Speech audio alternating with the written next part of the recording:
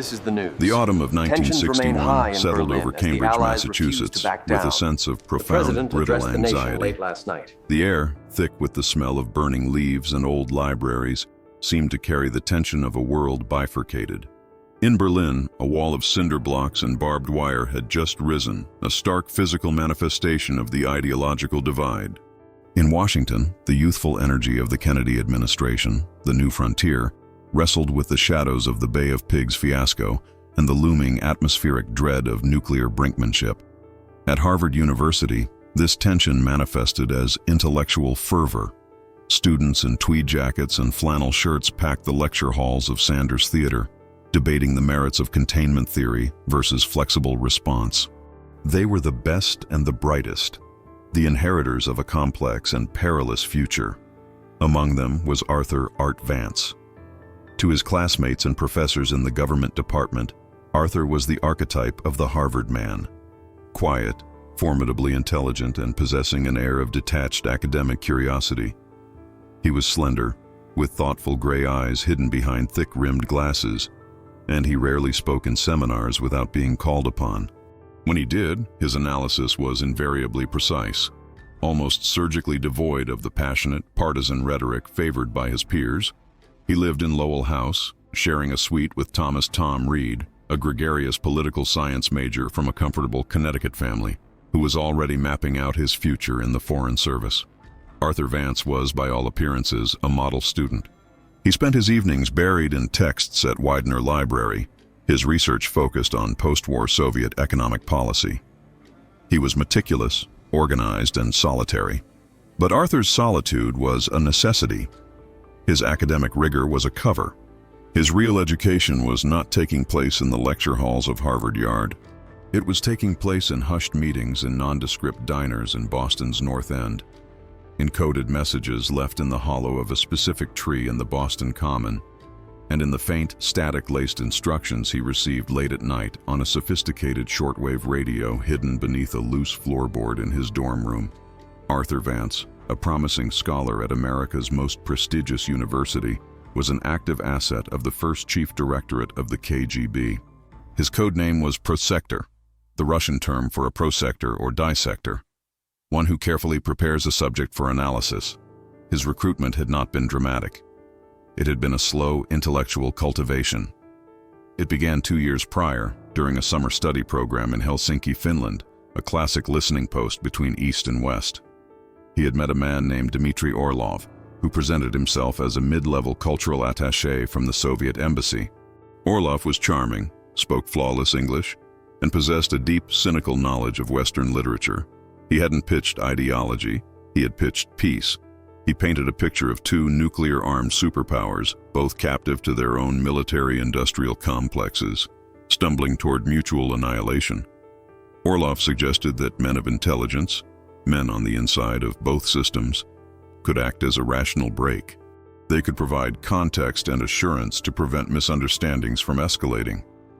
Arthur, already disillusioned by the lingering paranoia of McCarthyism and the rigid orthodoxies he perceived in American foreign policy, found this appeal to his intellectual vanity irresistible.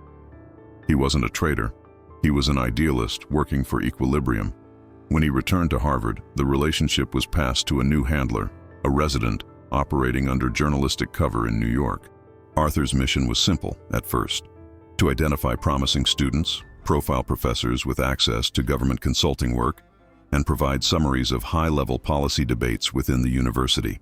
In the fall of 1961, as the world fixated on Berlin, Arthur's handler, Mikhail, gave him his first truly operational assignment. He was to acquire information not just about policy, but information that could influence it. The differences in Arthur Vance were subtle, easily missed by anyone not sharing a confined living space with him. Tom Reed, his roommate, was initially oblivious. Tom was preoccupied with his own trajectory, Rhodes Scholarship applications, debates at the Young Democrats Club, and the pursuit of a prominent professor's daughter. He regarded Arthur with a sort of fond exasperation. Art was the resident egghead, the brilliant, socially awkward scholar who needed reminding to eat. But proximity breeds observation. As the semester progressed, Tom began to register the small inconsistencies, the behavioral tics that didn't align with the image of a reclusive academic. The first was the radio. Arthur had always been secretive about the bulky shortwave set he kept in his closet, claiming it was a hobby for listening to foreign language broadcasts to aid his studies. But Tom, awake late one Tuesday studying for a midterm, heard sounds from Arthur's locked bedroom. It wasn't the BBC World Service or Radio France. It was a monotonous automated voice reading strings of numbers, barely audible over a bed of static. When Tom knocked, the sound ceased instantly. After a long pause, Arthur opened the door, looking pale and irritated. "Just linguistics research," he muttered, closing the door firmly. Then there were the trips. Arthur would periodically announce he was spending the weekend at the library in the stacks, yet he would disappear from campus entirely. He always returned looking exhausted, his explanations vague.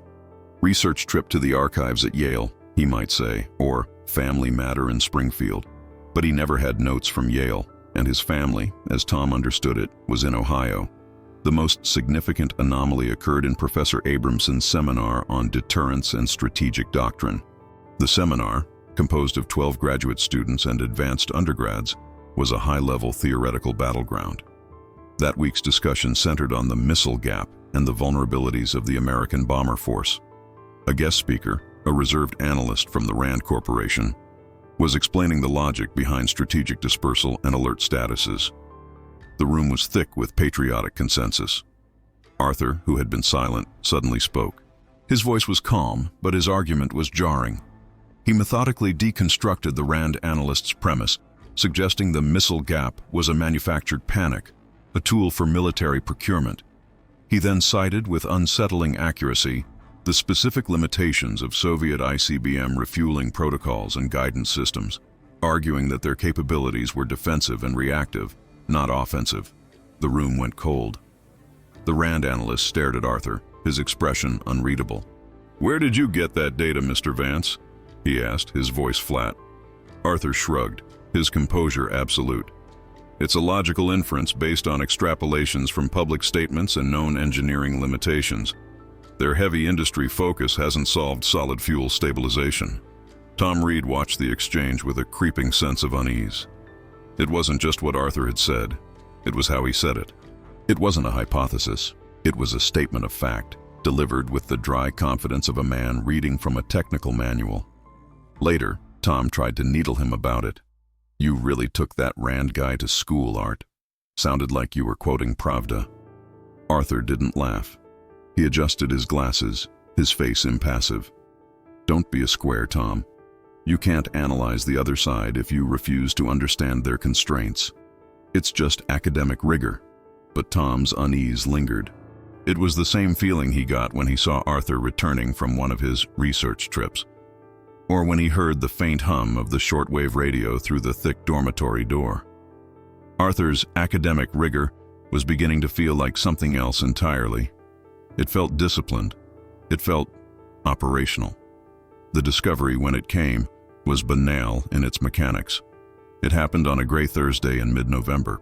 Arthur had left for one of his undeclared weekend trips, telling Tom he would be at a remote research annex in Andover.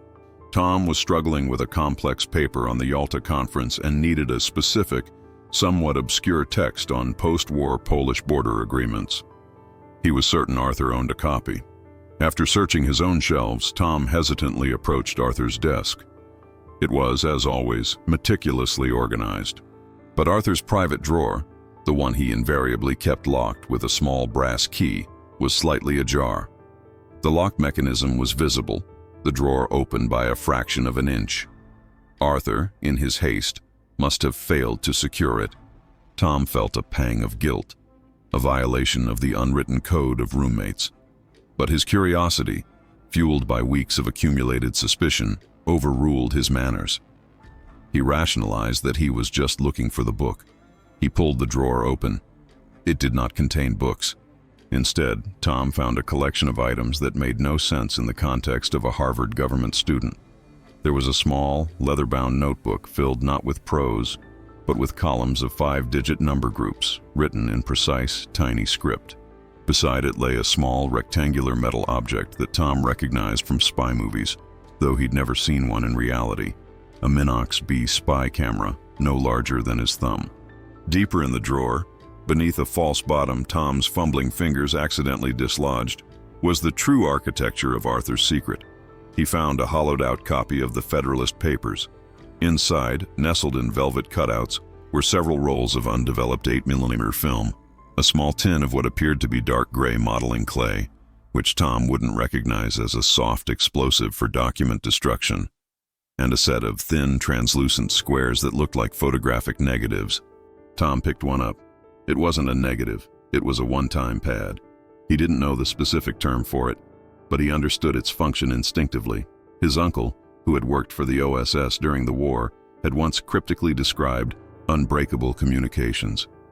Tom's blood ran cold. The numeric notebook, the tiny camera, the cipher pads. This was not academic research. This was tradecraft. He stared at the objects, his mind struggling to process the implications. The late-night radio broadcasts, the trips to New York, the bizarrely specific analysis in the seminar. It all snapped into a horrifying, coherent picture. His roommate, the quiet scholar from Ohio, was engaged in something beyond mere dissent. This was espionage. Tom's first instinct was panic. His second was disbelief. He tried to rationalize it. Was Arthur involved in some bizarre, high-stakes campus game? Was it a complex psychological experiment? But the physical evidence was too specific, too professional. He carefully replaced every item, pushing the drawer shut until the lock clicked, a sound that seemed to echo the closing of a door in his own life. He backed away from the desk, his heart pounding with a sickening mixture of fear and betrayal. Arthur Vance, his roommate, was a spy. Tom sat on his own bed for hours, the room dark, the Yalta paper forgotten. He was just a 21-year-old student. What did one do with this knowledge? Go to the campus police? The Boston PD? They would think he was a crank. He realized, with a new and terrifying clarity, that this was out of his depth. This was not a matter for the university. It was a matter for the state. He thought of his family friend, a man named Alan Brossman, a deputy undersecretary at the State Department. Brossman was a serious, connected man who had always encouraged Tom's ambitions. Brossman would know what to do. He would know who to call. Tom went to the payphone in the hallway, his hands shaking so badly he had to dial the Washington, D.C. area code twice. Alan Brossman listened to Tom Reed's frantic, whispered call with chilling, professional calm. He asked Tom 3 questions. "Are you certain?" Tom described the Minox and the pads. "Has he seen you?" Tom was sure he hadn't. "Have you told anyone else?" He had not. Brossman's instructions were simple. "Go back to your room. Act perfectly normal. Do not look in that drawer again. Do not mention this to Arthur. Do not mention this to anyone. I will handle it. You have done the right thing, Thomas." The call from Brossman to the State Department's Internal Security Bureau was brief. Within an hour, a liaison from State made a walk-in visit to the FBI's Washington field office. By morning, a priority teletype was on the desk of Agent Frank Donovan, a senior counterintelligence specialist at the Boston field office. Donovan was a cold warrior of the old school. He was a 45-year-old man who wore dark suits, a fedora, and a perpetually skeptical expression. He had spent the 1950s hunting for domestic subversives and was convinced that the nation's elite universities were, as Director Hoover put it, hothouses for foreign influence. The Harvard referral, codenamed Scholar, was exactly the kind of case he relished. The Bureau's response was immediate, methodical, and invisible. Within 48 hours, Scholar 1, Arthur Vance, was under 24/7 physical surveillance. Teams of shoe-leather agents, rotating in 8-hour shifts, picked up Arthur the moment he left Lowell House. They were masters of the mundane, men who could blend into the background of Harvard Square, reading newspapers, waiting for buses, or simply leaning against the brick facades. They tracked him to his classes, to the library, to his meager meals at a local diner. Simultaneously, a technical operations team, plumbers, gained entry to the dorm suite while both Arthur and Tom were in class, Tom having been given a precise schedule to follow by Agent Donovan, who had briefly and intimidatingly interviewed him off campus. The plumbers were meticulous. They installed a Series B listening device, a bug, in the base of Arthur's desk lamp and a pen register on his and Tom's shared telephone line, which recorded the numbers dialed, though not the conversation itself. Donovan and his team set up a plant, an observation post, in a rented room across the street from the dormitory, equipped with high-powered binoculars and telephoto camera lenses. From here, they watched and they listened. The surveillance logs, compiled daily, painted a portrait of extreme discipline. Arthur's life was a sterile route. He rarely varied his schedule. He took precautions, frequently stopping to browse in shop windows to check for reflections, or abruptly reversing course in the yard. These were not the actions of a mere student. They were the learned techniques of an agent. The audio from the bug was mostly academic static, Arthur typing, turning pages, the occasional stilted conversation with Tom, who, under Donovan's orders, was polite but distant, claiming to be overwhelmed with his thesis. Then, on the 10th day of surveillance, they got their first break. The shortwave radio. The technical team detected the frequency. The monotonous number strings were recorded. The tapes were sent immediately to the FBI's cryptography section and shared with the code breakers at the NSA. The traffic itself was unbreakable. It was a one-time pad system, and the Bureau didn't have the corresponding pads. But the broadcast confirmed his status as a recipient of high-level intelligence. A week later, the physical surveillance paid off. Arthur took a bus to the Boston Public Library. He went to the third-floor men's room, stayed for exactly 90 seconds, and left. An agent entering immediately after found nothing. But the agent assigned to remain in the reading room outside saw another man enter the lavatory 30 seconds after Arthur departed. This man, who appeared to be a simple dock worker, stayed for 2 minutes and left. It was a classic dead drop, likely a film canister exchanged or information passed via a chalk mark on a stall. Donovan was satisfied. This wasn't a misguided youth. This was a trained operative running a full-time schedule. The question now was not if Arthur Vance was a spy, but who he was working for and what he was compromised to provide. Donovan instructed his teams to maintain full observation. They would not move on Scholar. They would wait for him to lead them to his handler. The confrontation was not a dramatic encounter in a rain-slicked alley. It was a silent, procedural escalation, a turning point in the investigation driven by the target himself. The trigger was the Cuban situation. By the early fall of 1962, the world had become exponentially more dangerous.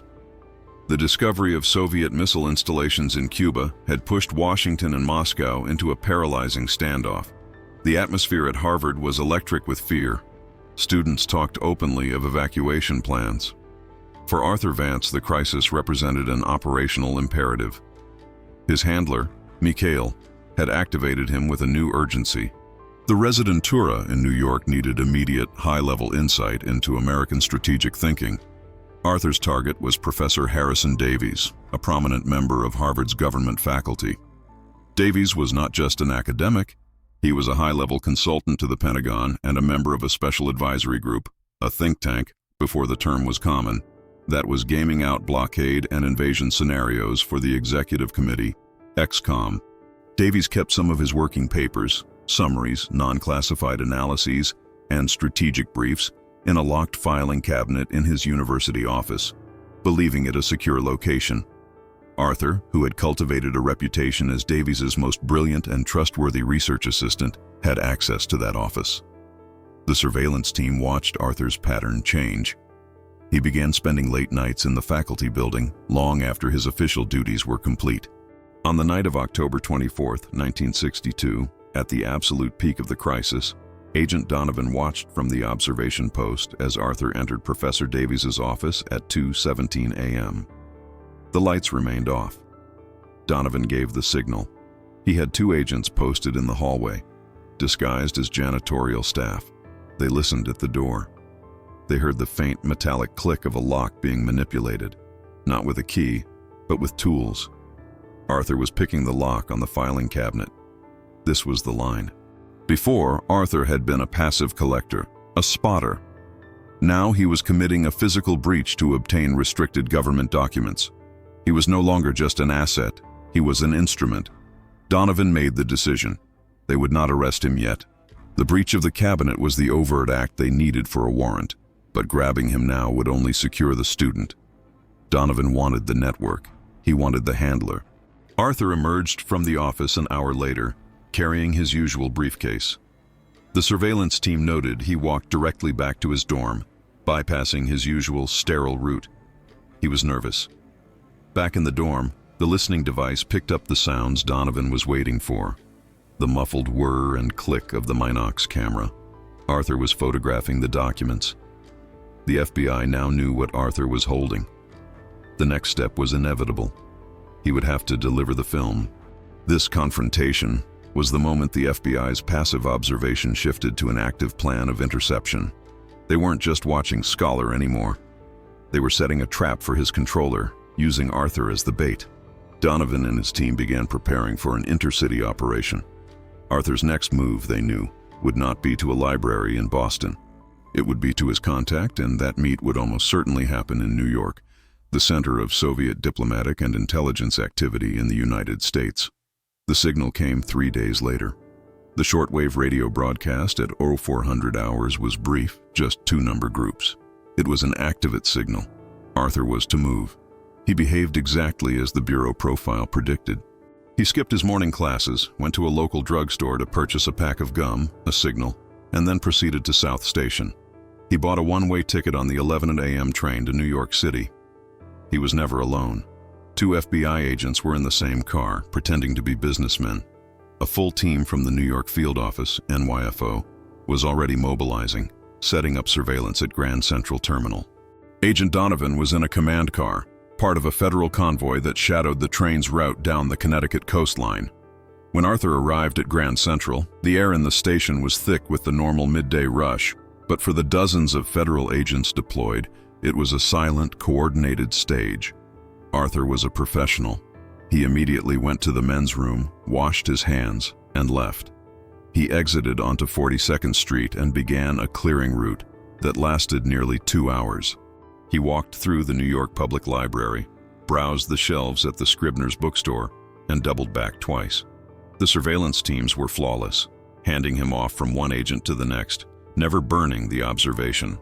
Finally, Arthur proceeded to his destination, a small alcove-like exhibit on Byzantine art at the Metropolitan Museum of Art.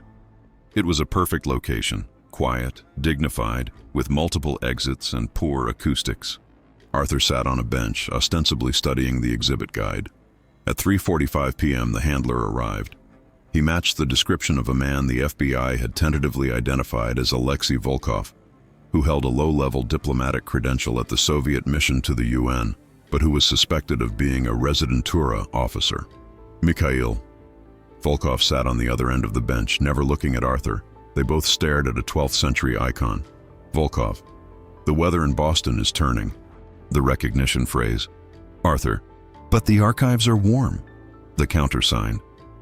Arthur reached into his coat pocket and palmed a small wrapped object, a pack of cigarettes. He placed it on the bench between them. It contained the undeveloped Minox film. Volkov casually reached for the pack, his hand closing over it. Now, Donovan's voice said into his radio. The operation was executed with quiet, brutal efficiency. Before Volkov could even stand, 4 agents who had been posing as museum patrons converged.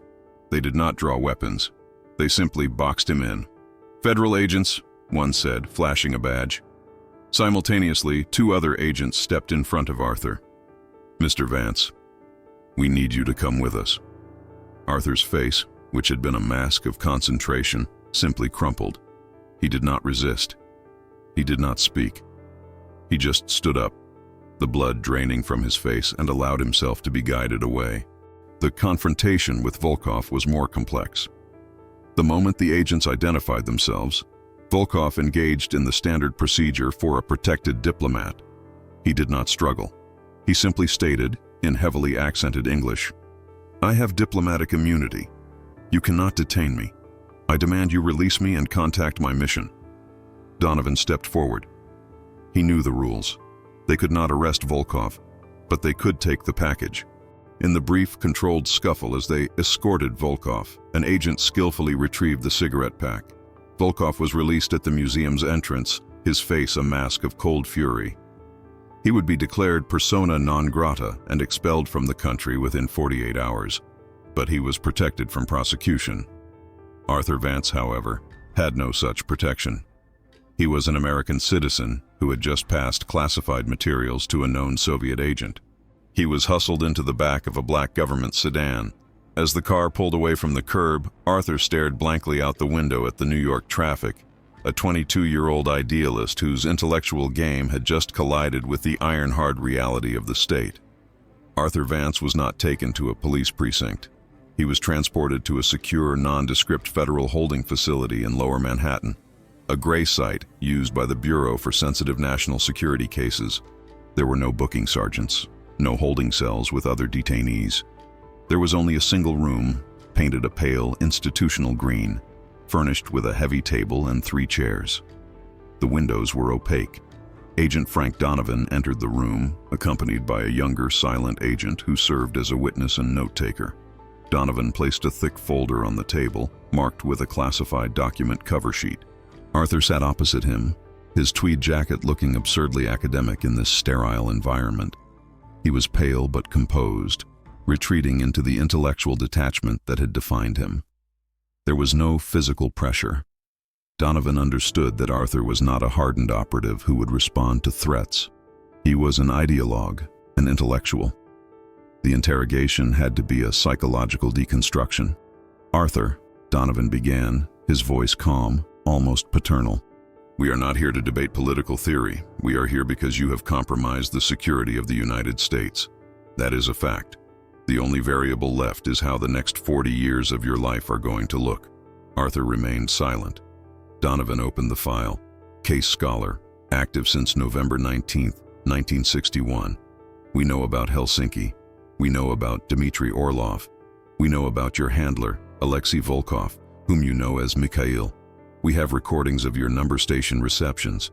We have the Minox camera and the one-time pads from your dorm room. We have surveillance logs of your dead drops in Boston.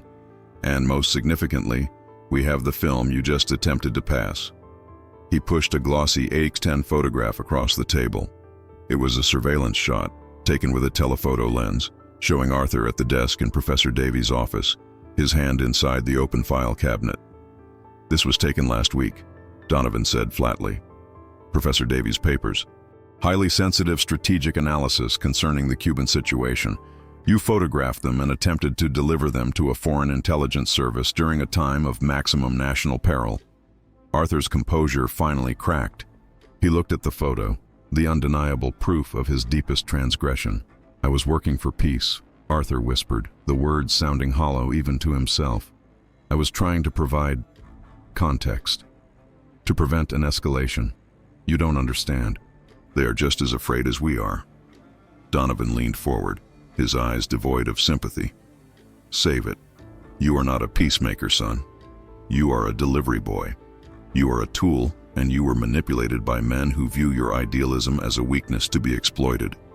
Did Mikhail tell you what they do to their own citizens who try to provide context to us?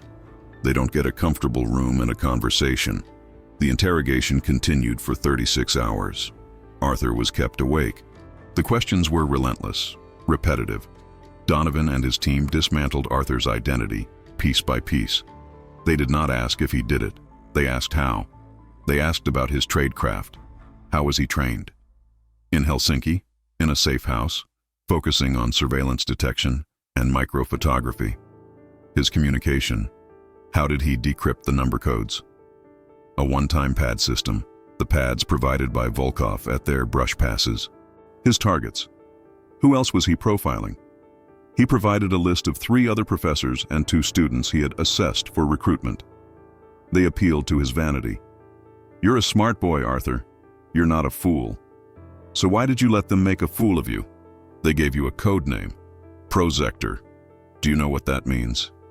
It's the man who cuts up the specimen before the real doctor arrives. That's all you were to them, a junior assistant."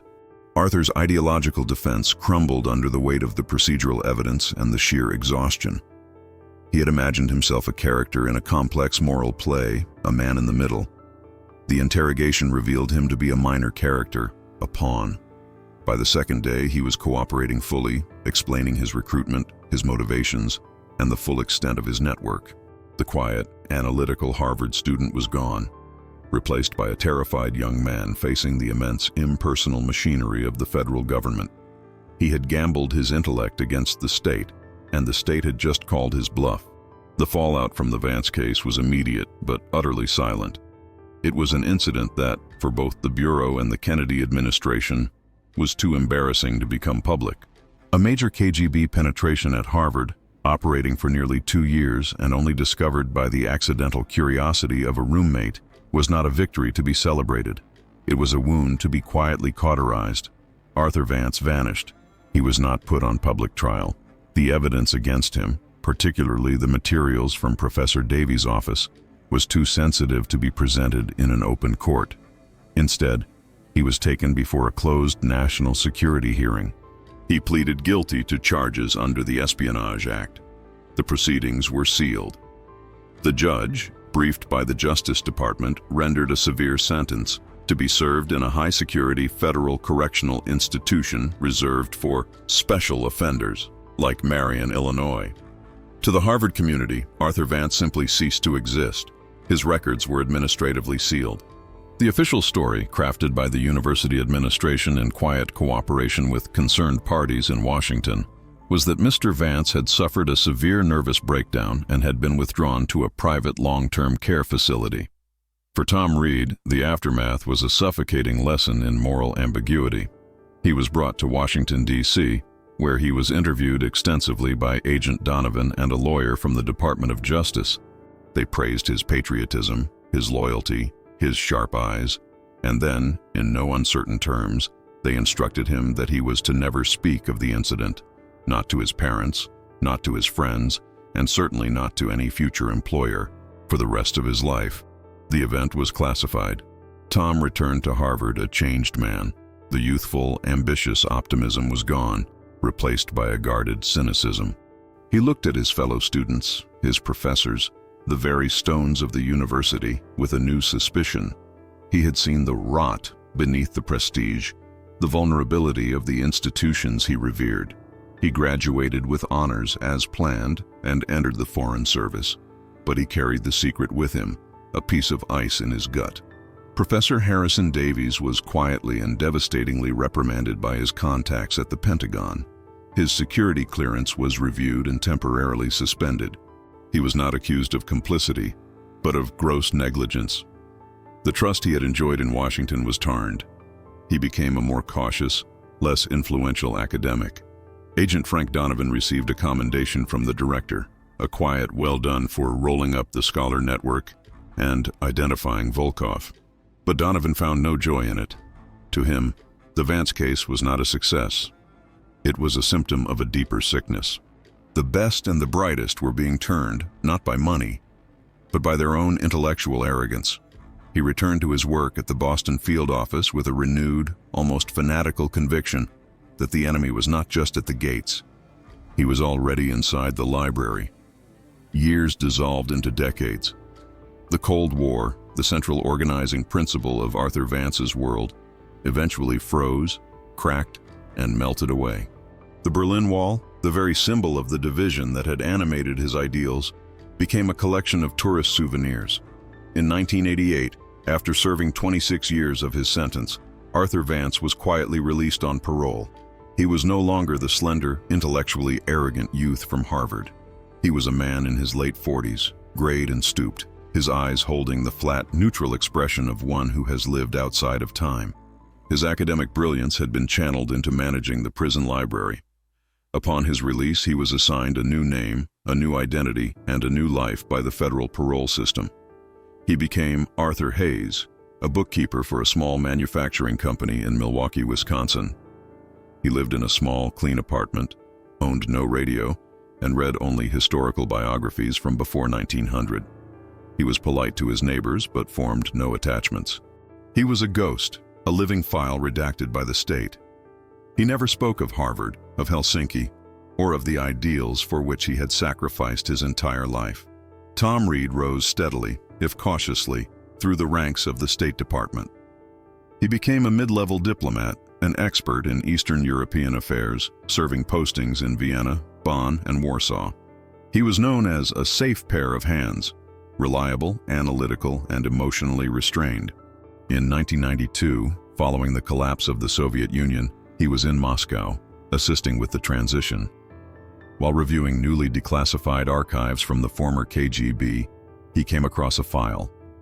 It was a brief operational summary of a 1962 penetration of an American university. The asset's code name was Projector. Tom stared at the name for a full minute, the past rising up like a physical presence in the dusty Moscow archive room. He quietly closed the file and requested its removal. He saw in that file not just his old roommate, but the shadow of his own compromised youth. Frank Donovan retired from the Bureau in 1975, just as the revelations of COINTELPRO and the Church Committee were casting a dark light on the domestic operations he had championed. He moved to Florida and spent his retirement writing a detailed, angry memoir about the cases he had worked, a defense of the Bureau's methods against what he saw as liberal revisionism. The manuscript, full of classified case names and operational details, was immediately suppressed by the FBI's pre-publication review board. It was never published. He passed away in 1994, convinced that the country he had tried to protect had never truly understood the danger it was in. The case of Arthur Vance, though never public, became a quiet data point in the long, gray ledger of the Cold War. It was a story devoid of high-speed chases or dramatic reversals. Its essence was the banality of betrayal. Vance was not a monster. He was an archetype of the era, an intelligent, arrogant, and profoundly naive young man. He believed his intellect allowed him to stand above the two brute force systems, to act as a secret arbiter. He thought he could manipulate the game for a higher purpose. In reality, he was a pawn, deployed by one system and neutralized by the other. His story was a perfect illustration of the era's central conflict. The KGB saw Harvard not as a center of learning, but as a farm, a place to cultivate future assets by exploiting the gap between American ideals and its often messy, contradictory actions. They did not recruit with threats, they recruited with philosophy, appealing to the ego of young intellectuals who longed to be smarter than the squares who believed in simple patriotism. Conversely, the FBI's response was equally representative of its system. Donovan's investigation was not a pursuit of justice in the abstract. It was an act of counter-subversion, a procedural defense of the perimeter. The Bureau saw Vance not as a lost soul, but as a security breach. His capture was not about saving him. It was about plugging the leak and seizing the enemy hardware. The true tragedy of the Scholar case was not the information Arthur Vance managed to pass. It was the human cost of the ideological stalemate. It was the corrosion of trust. Tom Reed, the idealist, was forced to betray his friend to protect his country, and in doing so, lost his own idealism. Professor Davies, the trusted expert, was relegated to the sidelines for a simple act of professional carelessness.